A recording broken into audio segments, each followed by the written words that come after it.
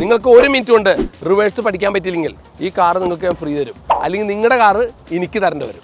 കേരളത്തിലെ ലൈസൻസ് നല്ല അന്തസ്സുള്ള ലൈസൻസ് ആയിരിക്കും. സ്റ്റിയറിങ്ങിൻ്റെ ലെവലില്ലേ, ഈ സ്റ്റിയറിങ്ങിൻ്റെ ലെവൽ ഇവിടെ ഒട്ടിച്ചു കൊടുക്കാം. ഒട്ടിച്ചില്ലേ, അതുമാതിരി തന്നെ ഇവിടെ ഒട്ടിച്ചു കൊടുക്കാം. ഈ സ്റ്റിയറിങ്ങിൻ്റെ ലെവലിൽ ഈ മിററിൽ ആ പോസ്റ്റ് കാണുന്നുണ്ട്. അപ്പോൾ ഈ മിററിൽ നിന്ന് ആ പോസ്റ്റ് കാണാതെ ആവുമ്പോൾ തിരിച്ചോളാം. അപ്പോൾ നിങ്ങൾ തിരിച്ചോ, 100 ഫുൾ ഒടിച്ചോളാം കേട്ടോ, ഫുൾ ഒടിച്ചു വെച്ചോളാം. ഇനി ഒടി വിടരുത്.